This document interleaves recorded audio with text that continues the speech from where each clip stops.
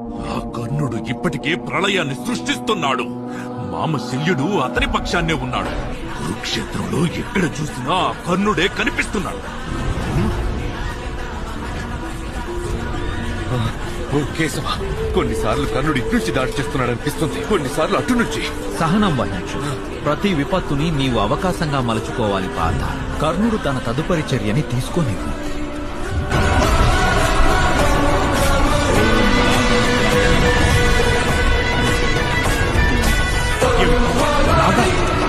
ఇంత పొగమంచులో